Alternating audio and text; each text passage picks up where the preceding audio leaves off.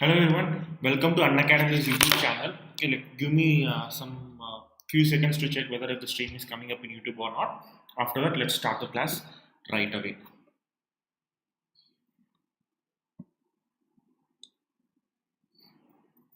Okay, the stream is coming up in YouTube. Welcome to Unacademy. Okay, the stream is coming up in YouTube. Okay, so let's start the class right away. Now today we have a part 2 on India and its neighborhood. Okay, in our last class we looked at India and Pakistan relations, the evolution of the relationship between India and Pakistan. We looked at that issues in very detailed manner. Now in today's class we are going to look at how in what state the India and Pakistan relationship is right now and how we can improve that relationship. Okay, so before going on to that issues, let me give you a brief introduction about myself as well as about Unacademy. See, my name is Aravind.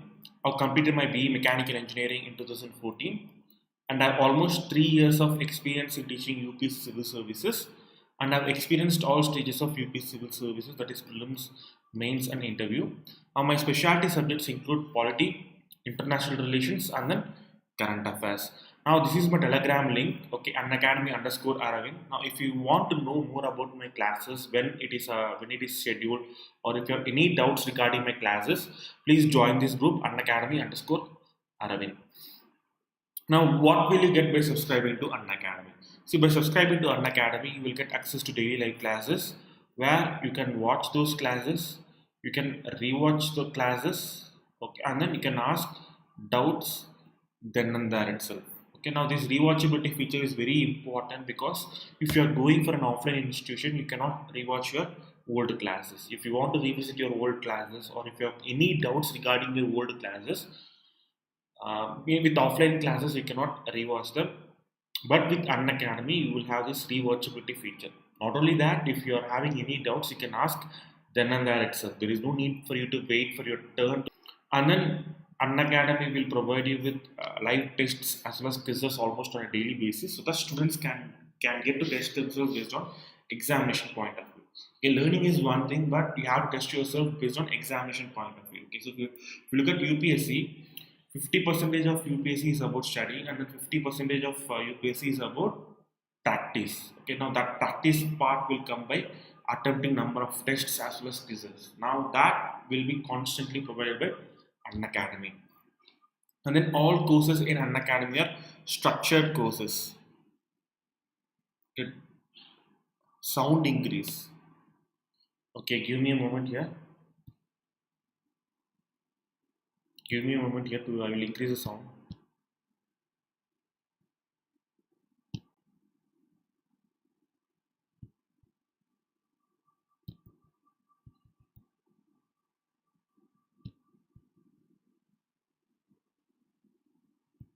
Hello.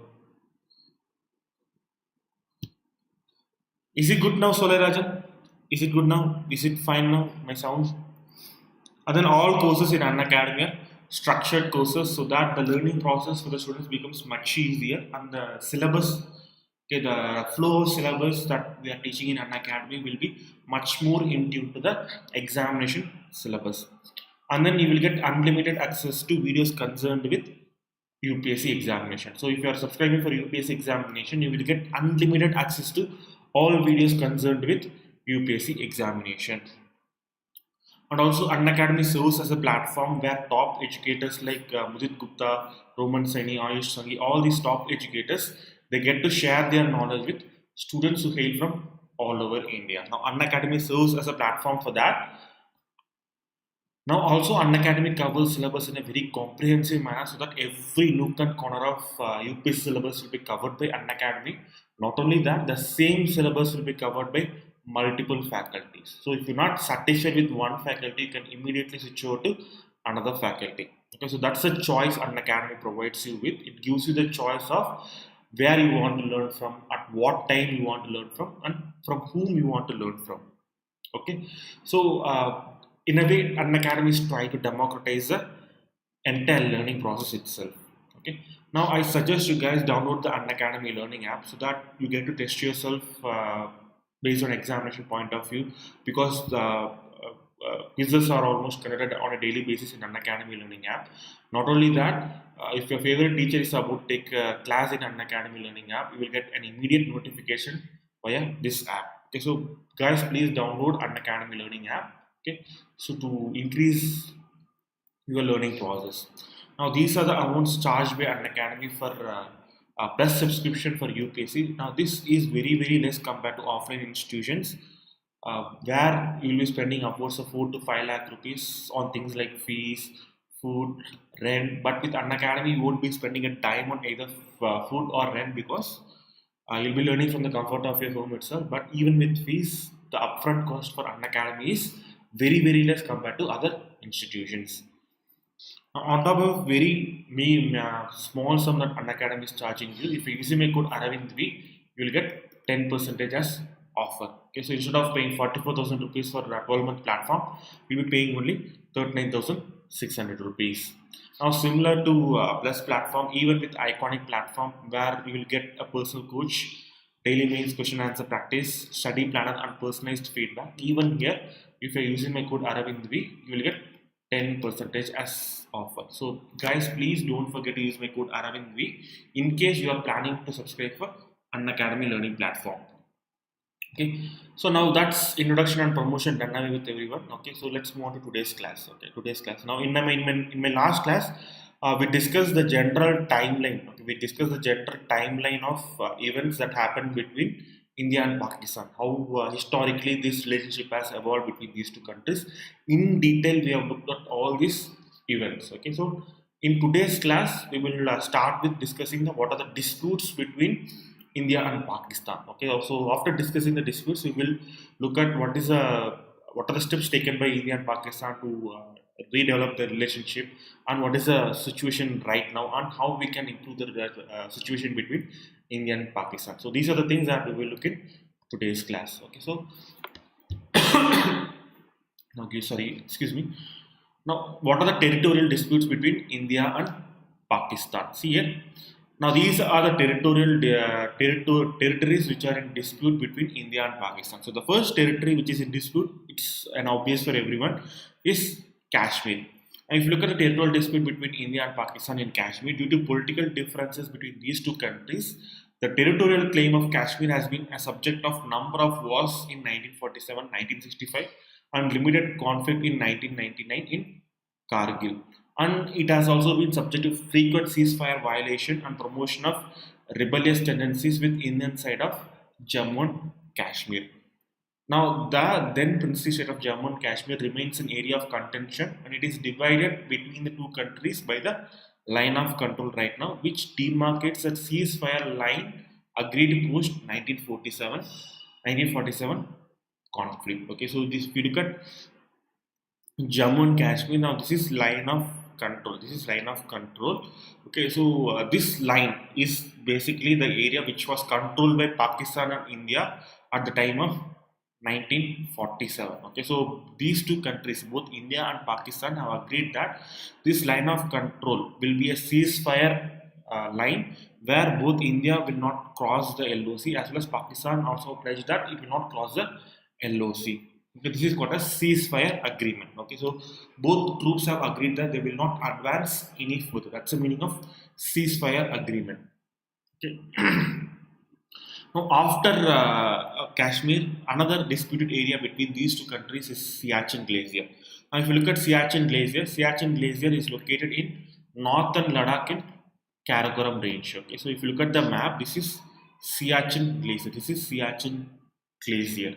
Okay, so right until 1985, this area was not administered by any country. Okay, it is very inhospitable. Okay, both India as well as Pakistan did not venture into Siachen Glacier. Okay, so but in 1984, what happened was that India received a confidential intelligence information from UK that Pakistan has placed almost 10 lakh units worth of ice boots.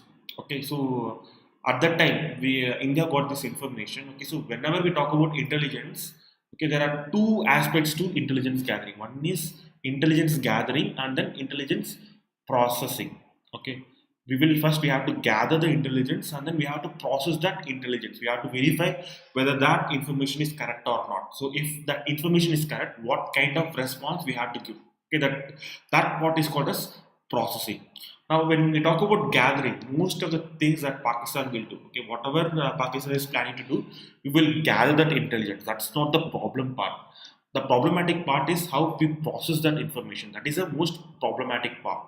Okay, so but during 1984, as soon as we received that information, we acted upon that. Okay, we analyzed what is the need for Pakistan to place 10 lakh ice boots in the middle of summer. Not only that, Pakistan was facing worst financial crisis during 1984. Okay, so India analyzed this information, and they thought that the obvious choice was that Pakistan is trying to invade Siachen Glacier. So in 1985, based on that information received by India conducted an operation called as Operation Meghdoot. So based on this Operation Meghdoot, India launched a successful expedition to Siachen Glacier and have occupied Siachen Glacier since then. Okay, so if you look at Siachen Glacier, even though this area is very inhospitable in nature, it is very high, it is very inhospitable. Okay, every year we are spending thousands of crores of rupee just to deploy our army there. Okay, and we are losing countless number of army men in Siachen Glacier.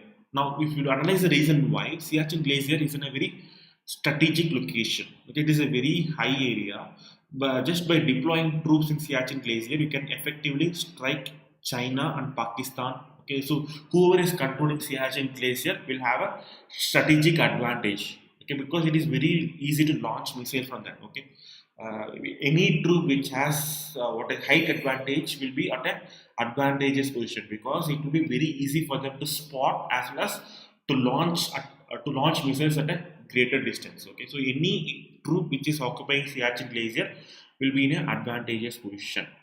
Okay, so that's why Siachen Glacier is a very strategically important area for all these three countries.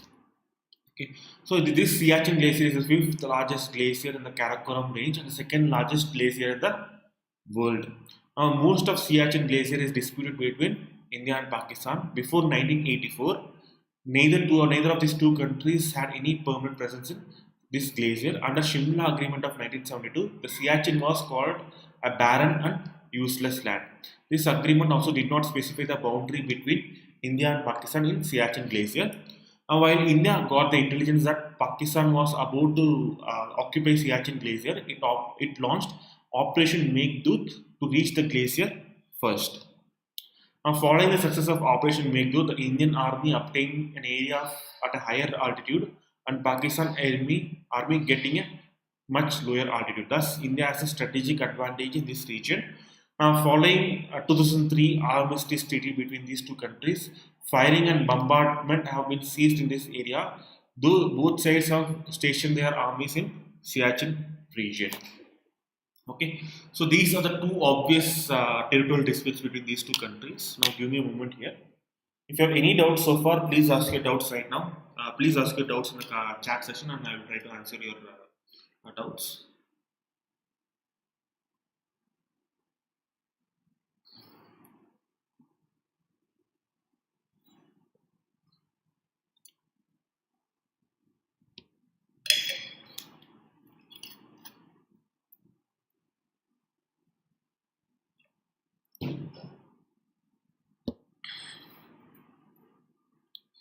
See here.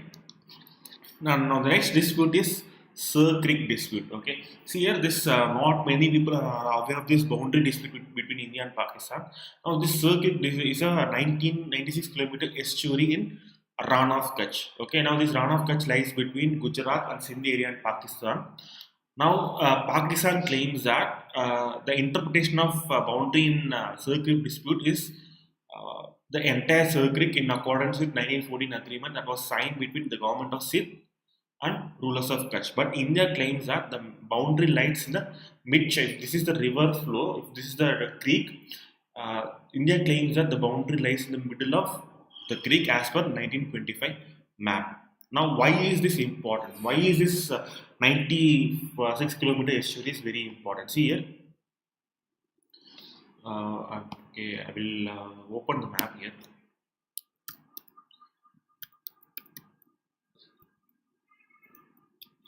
I'll open the map here. Give me a moment here.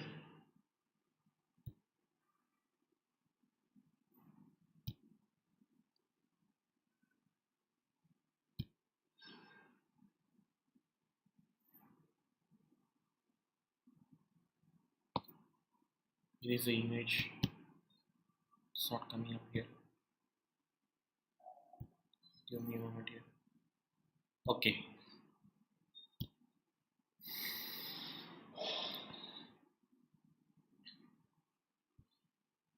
See here everyone, this is Sir Creek. Okay, India claims that this is the boundary. That red part is the boundary of India and Pakistan in Sir Creek Channel, but Pakistan claims that the green one is the actual boundary between these two countries. Now, why is this 96-kilometer area is very important? Because, as you all know, uh, there is a thing called as UN clause. There is a thing called as UN clause. According to this UN clause, what will happen? The exclusive economic zone of a particular country will extend up to 200 kilometers from the boundary of a particular nation. Okay, so just by having this different interpretation of the boundary, okay, just by losing out this 96 kilometers of the boundary, we will lose out an enormous amount of exclusive economic zone to Pakistan. Now, this area is very rich in natural gas as well as oil and carbon resources. That's why we are disputing this area between India and Pakistan. Okay, so uh, okay, the red line is not visible. Okay, I will zoom in. See here, everyone. See here, everyone. This is the actual. This is the red line is a boundary which is claimed by India, and the green line is a boundary which is claimed by Pakistan. Okay, so see here, I cannot draw here. Sorry for that. See, but just by losing out this small amount of boundary, we will be losing an enormous amount of exclusive economic zone. So that's why both these countries are trying to maximize their boundary claims in Sir Creek region. Okay. Okay.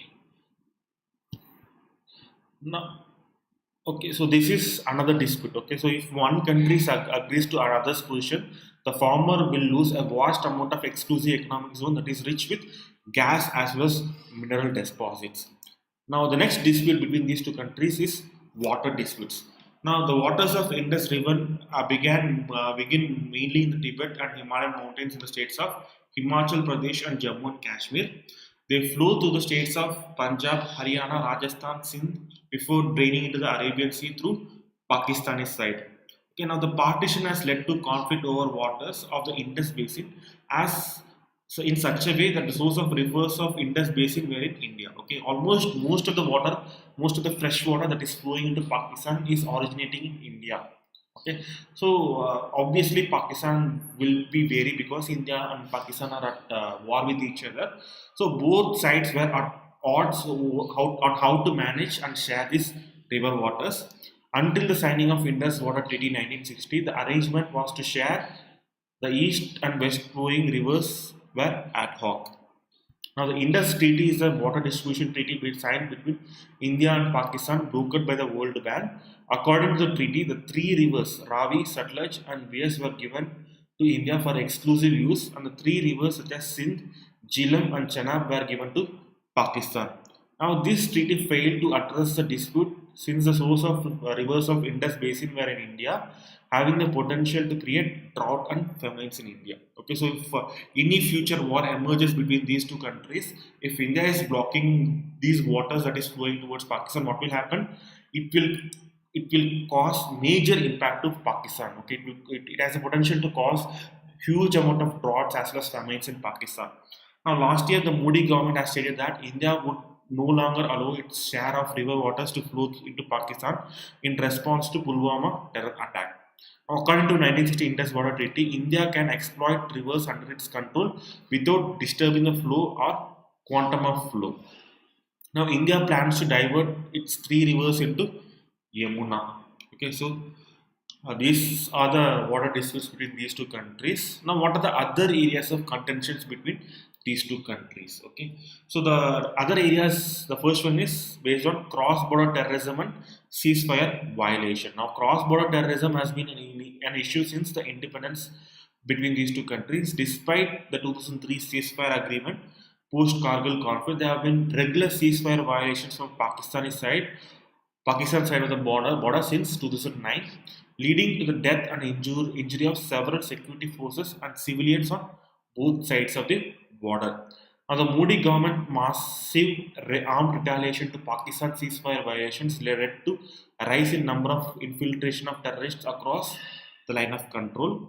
Now, subsequent incidents of 2016 Pathankot attack and Uri attack resulted in ceasing of any effort to undertake bilateral talks between the two countries, with Indian Prime Minister declaring that talks on terrorism cannot go hand in hand. Now, this was followed by the surgical strikes by the Indian Army across the line of control to target the terror infrastructure in Pakistan occupied Kashmir. Now, India's current stand is that it will not undertake talks until Pakistan tackle cross-border terrorism. Pakistan, in contrast, is ready for talks but with the inclusion of Kashmir issue. Okay. Now, another major bone of contention between these two countries in recent years is this Kulbhushan Jadhav case. Now, Kulbhushan Jadhav, a retired naval officer, was arrested near Iran-Pakistan border in Balochistan region with Pakistan. Pakistan have accused him of espionage and spying. He was sentenced to death by Pakistan's military court. Now, India states that Jadhav was a retired naval officer who was in Iran on a business trip and was falsely framed by the Pakistan. India for many times demanded consular access to Jadhav, which was rejected by Pakistan, citing national security. Now, this has led India to approach International Court of Justice and stating that Pakistan was violating Vienna Convention by denying consular access. Now, International Court of Justice asked Pakistan to review Jadhav's death sentence and allow consular access. Now, these are the different types of disputes between these two countries. Okay, so one is territorial disputes. One is territorial disputes. After that, there is a water disputes. After that, we have disputes regarding ceasefire violations and cross-border terrorism. And then recently, the issue of Kulbhushan Jadhav case. Okay.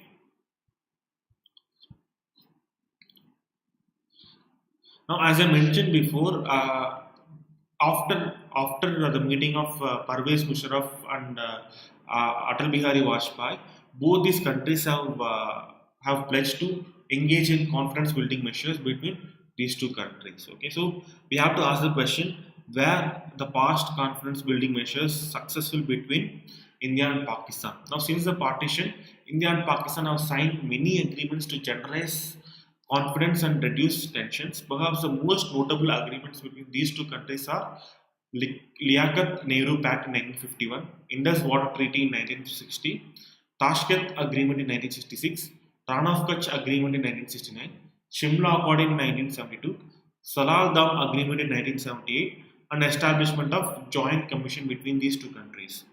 Now, except for Joint Commission, all the others were products of either a crisis or a war that necessitated a logical end to the preceding developments. Though confidence building measures are efficient tools to improve interstate relations, trust between the two sides is vital for its success. Confidence building measures are difficult to establish but easy to disrupt as well as abandon. Okay, so as I mentioned before, Pakistan's army. Okay, Pakistan army is very powerful in Pakistan. Okay, so if Pakistan army will lose its power once the relationship between India and Pakistan normalize. If Pakistan doesn't have any enemy, Pakistan army will not have any power as well as legitimacy. So that's why it is in the best interest of Pakistan army to have retaliatory attitude towards India. Okay, so whenever we have confidence building measures towards Pakistan army will prop up terrorism in India so that they will destroy these confidence building measures. Okay, so as long as Pakistan army is very active and very powerful in Pakistan, realistic hope of achieving peace between these two countries is very, very difficult. Now, some confidence building measures have been successful while other confidence building measures have been abandoned. So, what are the major achievements of this confidence building measures. Now, some of the confidence building measures have been taken to improve the Pakistan Indo-Pakistan relations are follows. Now, give me a moment here.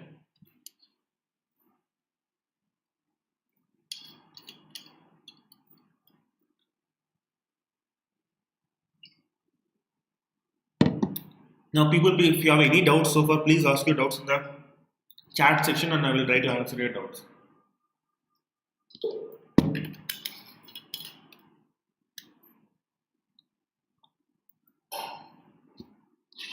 Okay, so these are military confidence building measures. An agreement on prohibition of attack against nuclear installations and facilities was signed in 1988 and it was ratified in 1990. The first exchange took place on 1st of January 1992. As per the agreement, India and Pakistan exchanged a list of their nuclear installations to prevent attacking each other's atomic facilities. This practice has been followed to date. Now, another agreement is agreement on advance notification on military exercises, maneuvers, and troop movements were brought into effect in 1991. This agreement played a crucial role in decreasing the tensions on both sides of line of control. Next one is a communication link established between Pakistan's Maritime Security Agency and Indian Coast Guard was established in 2005 to facilitate an early exchange of information regarding anglers who apprehend for straying into each other's waters. Next one is a hotline between the Directors General of Military Operations of both countries have been in effect since 1965 and was used in unscheduled exchanges to discuss troop movements and allay tensions in the aftermath of 2611 attacks. Okay, so these are military level confidence building measures. Okay, so these are confidence building measures between the militaries of these two countries. So, what are the non-military confidence building measures? Most of these confidence building measures focused on improving people-to-people interaction. Some of the significant ones, more or less, withstood the test of times as follows. The first one is Delhi Lahore bus service, which was initiated in the year 1999. It was suspended in the aftermath of 2001 Parliament attack. The bus service was later resumed in 2003 when bilateral relations have improved. This service was recently suspended in 2019 in the aftermath of abrogation of Article 370 and 35A of Indian Constitution.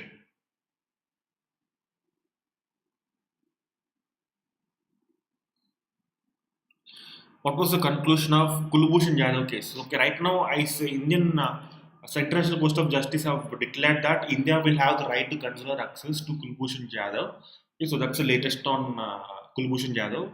Pakistan is yet to release Kulbhushan Jadhav. Right now he is facing death penalty. That has not been rescinded by the Pakistani court. Okay. The next one is Samjauta Express. This express was launched following the signing of Shimla Agreement. This connects Pakistan city of Lahore and Indian town of Atari. It has been suspended frequently, but due to negotiations, it was restarted. In 2019, it was suspended after the revocation of special status of Kashmir. The next one is weekly bus service between Srinagar and Muzaffarabad. It was initiated in 2005. It has withstood the test of times and it is still operational. India has extended humanitarian aid to Pakistan in the aftermath of 2005 earthquake. Pakistan too had earlier provided relief in the aftermath of 2001 Gujarat earthquake. Okay, so what are the failures in confidence building process? Although there are hotlines connecting both military and political leaders in both countries, they have been scarcely used when required the most. The absence of communication has led to suspicious and accusation of misinformation. There is a disproportionate emphasis on military confidence building measures and inadequate recognition of several momentous non-military based confidence building measures. Now, governments of both sides often use confidence building measures as political tools to win over specific constituencies, which can be very damaging in the long run. Public conciliatory statements, which are meant to be confidence building measures, can have the opposite effect if they are insincere. Okay, so what does this statement mean? Okay, so whenever we are trying to engage in confidence building measures, these confidence building measures should be for non-political purpose. So whenever a confidence building measure is launched for political purpose, As soon as a strain appears in the relationship between these two countries, this confidence building measure will be abandoned. So whenever a confidence building measure will be abandoned, what will happen? People will generally lose trust between the governments of these two countries. Okay, so this will not have any meaningful impact on improving people to people contact. Okay, so that's what they're trying to say. And also, we should not suspend and initiate confidence building measures in response to an attack. Okay, so confidence building measures should be free of any political pressure and political decision making. Okay, so that's what they are trying to say in this point. Okay.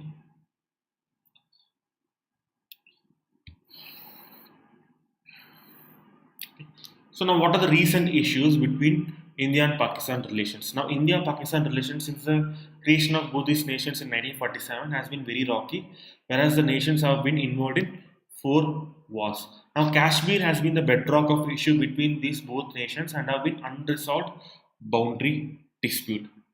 Now, terrorism, particularly targeting India, which is bred on Pakistani soil, is yet another major issue which has mired the relationship between these two countries. Despite many initiatives taken by these two countries, India-Pakistan relationship in recent times have reached at an all-time low with some sore issues sticking out. Here we are analyzing the core issues in the India-Pakistan relationship. Okay. Now, with the regime change in India, there was a perception that an hardline stance policy towards Pakistan would be followed. However, the current Prime Minister of India put forward the idea of neighborhood first when he first came into power, which was particularly aimed at improving the relationship in the Indian subcontinent. There were initiatives taken by the government, for example, inviting Prime Minister of Pakistan for swearing-in ceremony of the new Prime Minister of India, an unscheduled visit to Lahore by the Indian PM to the residence of PM of Pakistan, which showed some signs of positive development. However, with the attack on Indian Air Force Base in January, just a few days after Indian PM visited the Pakistani counterpart, events thereafter haven't been really encouraging. There have been complete stoppages of talks at all levels between these two countries. Speculations, however, run that back channel talks still exist. Now, with rising discontent and volatile situation once again in Kashmir from mid 2016, India has accused Pakistan of adding fuel to the unrest and glorifying terrorists, declaring them as martyrs. Terrorist attacks on security forces since have increased, and the attack on Uri army-based camp in September of 2016, where 19 Indian soldiers were killed, was also carried by an organization which has its root in Pakistan. Now, this same organization, Lashkar-e-Toiba, was responsible for 2611 attacks. Now, the case of Kulbhushan Jadhav case, a retired Indian naval officer arrested near in the Iran-Pakistani border in Balochistan region by Pakistani establishment and he is accused of espionage by Pakistan. Now, on 14th of February 2019, a convoy of vehicles carrying security personnel on Jammu Srinagar National Highway was attacked by a vehicle-borne suicide bomber in the Pulwama district of Jammu and Kashmir. Now, this attack resulted in the death of 40 CRPF personnel and the attacker. Okay. So these recent incidents post 2016 have been a major thorn in a relationship between these two countries. Okay. Now the next one is changing political scenario in Pakistan. For quite a while, the Panama Papers issue was being picked up in Pakistan, and then Prime Minister Nawaz Sharif of Pakistan was alleged to have received unaccounted money from abroad. The Supreme Court of Pakistan recently disqualified the PM from office, making him the second Prime Minister in the history of Pakistan to be disqualified from the office. Now, this backdrop comes at a time when the already existing India-Pakistan relations were at an all-time low, with the disqualified PM being perceived as someone who always wanted to improve relationship with India. It was not good news for India in a way. In the ouster, surprisingly, the Pakistani army has remained silent publicly on this issue. However, the joint investigation team created by the Supreme Court of Pakistan, there were the presence of military intelligence officials and inter-service intelligence officials, which shows that there was an influence of Pakistani military establishment on the Supreme Court, which was responsible for the disqualification of Pakistani Prime Minister. So it clearly shows that still Pakistani military enjoys a considerable stronghold on Pakistani politics. Now, some people perceive that the judgment of Supreme Court of Pakistan is being politically motivated, with some saying that there was a judicial overreach by the court also. Also, the court has directed that National Accountability Bureau to further investigate into the cases related to Panama Papers. However, there are also reports that the developments are sort of deepening roots of democracy in Pakistan because the due process of law was followed. Now, what is the impact of Pakistani politics and its impact on India-Pakistani relationship? Now, the disqualified PM was seen as someone who tried to pursue a better relationship with India. Thus, his ouster can have implications with a new incoming PM of Pakistan. Now, this can be a cause of concern because of the background scenario with the relationship between these two countries already fraught. Now, the Pakistani army indirectly flexing its muscles in the process of ouster of this PM. The future thus remains very uncertain. Now, the current Pakistani Prime Minister Imran Khan is someone who is brought up by Pakistani military. Okay, he's someone who came into power with the excessive support of Pakistani military. Even though Pakistani army did not publicly support Imran Khan, they were responsible for increasing the power of Imran Khan in Pakistani politics. In fact, many people say that Imran Khan was from the very beginning was molded by Pakistani army to become prime minister one day, so that they can have a complete control over Imran Khan in Pakistan. Now, despite the fact that after the Kargil conflict there was a ceasefire agreement signed in 2003, there have been regular cross-border ceasefire violations on the Pakistani side of the border, with the trend being such that since 2009 onwards there have been a rise in violations, with the exception of 2014. It has killed and injured several security forces as well as civilians on both the sides of the border. See here, this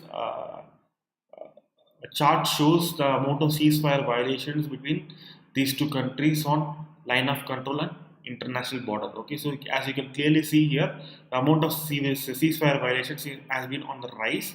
Not only that, the amount of civilian killed on both the sides have been increasing year on year. Okay, so this chart also shows the number of security forces killed between two countries. Now, with the regime change in India, there has been different approach to violations. The hardline policy of the new government, there has been massive retaliation and unprovoked firing from the Pakistani side. Thus, out of desperation, there has been a rise of number of infiltration of terrorists from across the line of control, which has been a routine for quite a while now. Now, with the void in between the Kashmiri people and the establishment increasing after the devastating floods of 2014, there has been a rising discontent again in the valley. The trigger to the events was the killing of militant commander of the terrorist organization Hizbul Mujahideen Burhan Wani, which led to widespread protests in the valley, and the situation has been largely volatile ever since, with almost daily scenes of protests and stone pelting in the valley.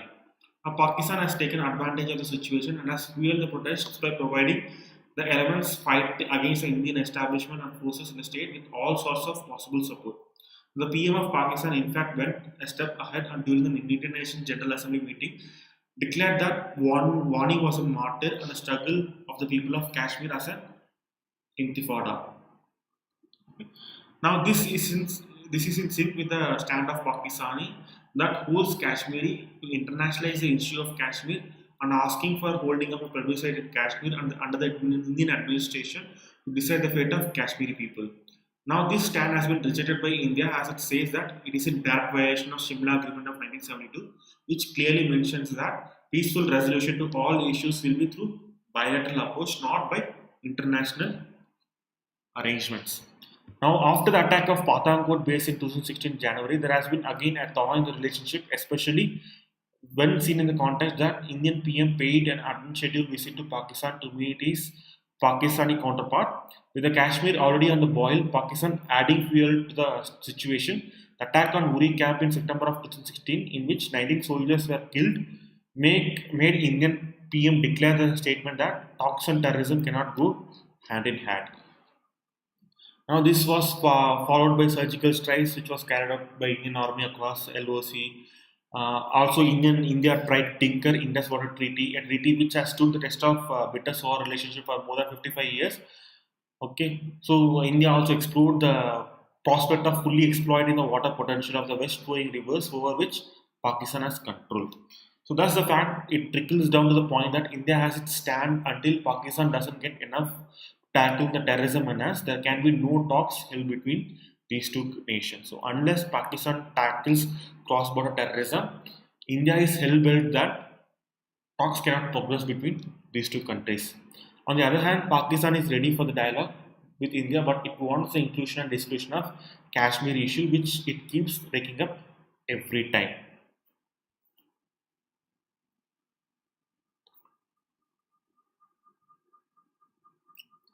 Now, what is the future of India-Pakistan relationship?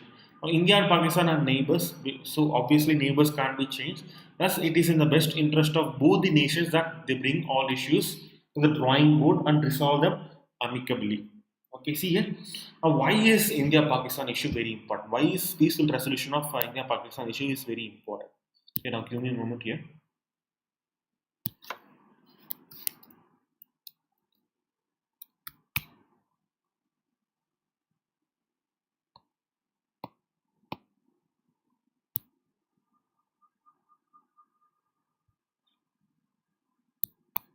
Sorry for that.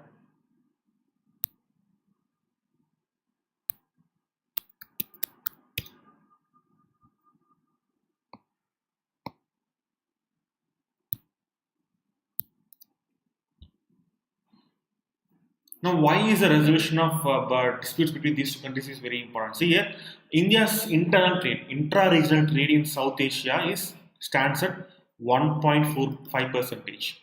Okay, India's intra-regional trade in South Asia remains at 1.5 percentage. It is very abysmally low.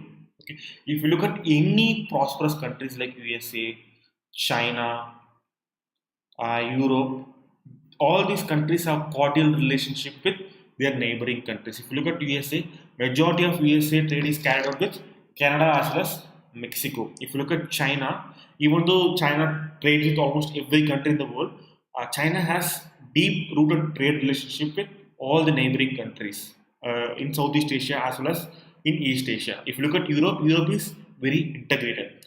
So if India wants to become a superpower, or if India wants to develop itself economically, intra-regional trade is very important. So for intra-regional trade to prosper, a cordial relationship with all neighboring countries is very important.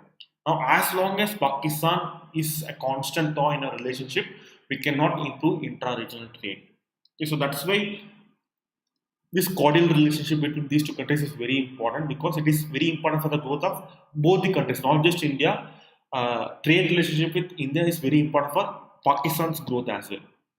If you look at Pakistan, okay, at least India has the option of trading with other giant countries like European Union and USA. But if you look at Pakistan, Pakistan can least afford to not to trade with India. Okay, by trading with India, Pakistan stands to gain even more. Okay, so that's the issue here. Now, India wants Pakistan to act more strongly on the terrorism being sponsored from the soil. Also, India wants Pakistan to conclude the trial of 2026-11 attacks sooner, so that the victims are brought to justice and conspirators meted out proper punishment. India has genuine concerns as there are internationally declared terrorists roaming freely in Pakistan and preaching hate sermons as well as instigating terror attacks against India. Sorry for that. With the international community accusing Pakistan of breeding terrorism on its soil, Pakistan cannot remain in the denial state. Thus, it needs to act tougher on terrorism-related issues. In 2018, Imran Khan became the 22nd Prime Minister of Pakistan.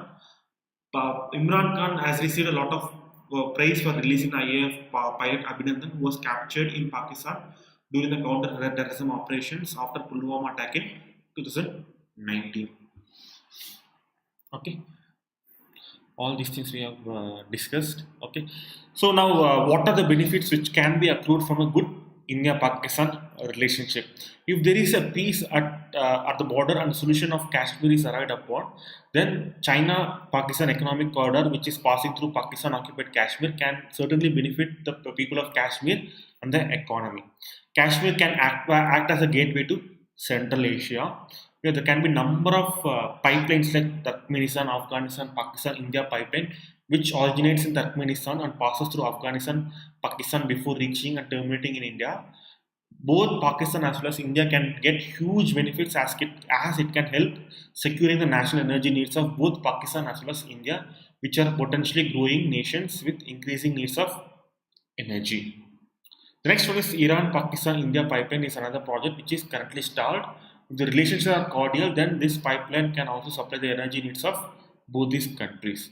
A stable Afghanistan is in the best interest of Pakistan as well as India.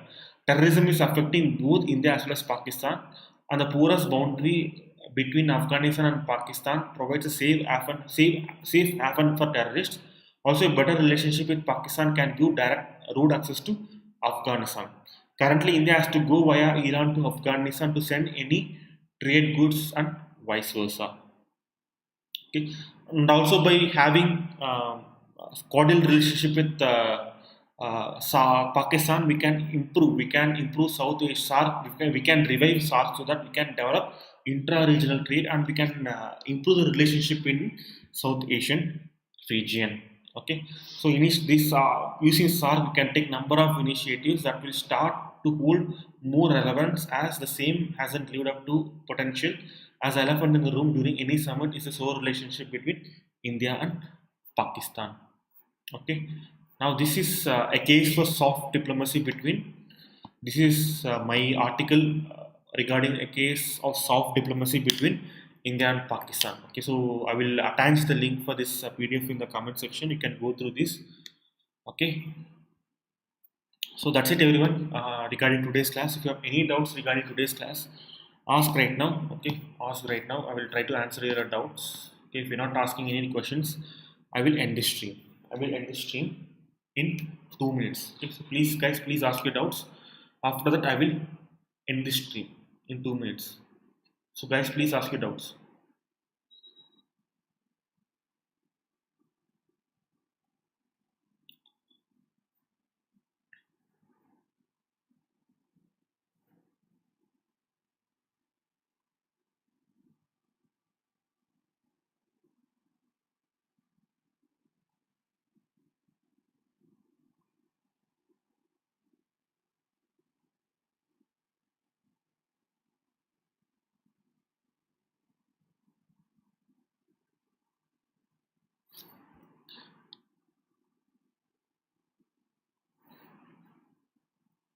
Please ask your doubts, everyone. Okay, I will give you another 2 minutes to ask your doubts. After that, I am ending the stream. Okay.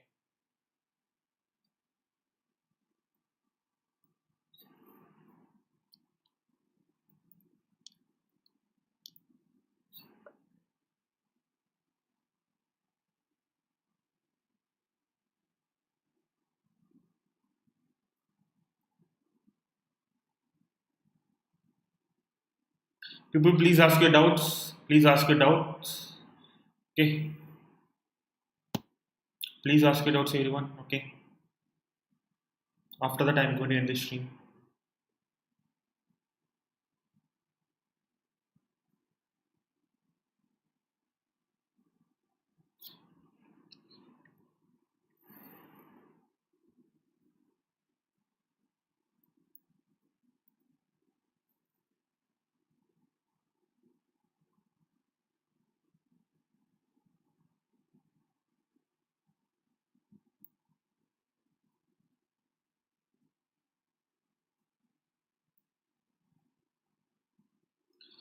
Okay. Okay, everyone, I have given you ample amount of time to ask your doubts. Okay, since no one is asking any doubts, okay, I'm going to end this stream. Okay, goodbye, everyone. Have a wonderful day and good night as well. See you on Monday. Okay, see you on Monday. Goodbye, everyone. Have a wonderful day.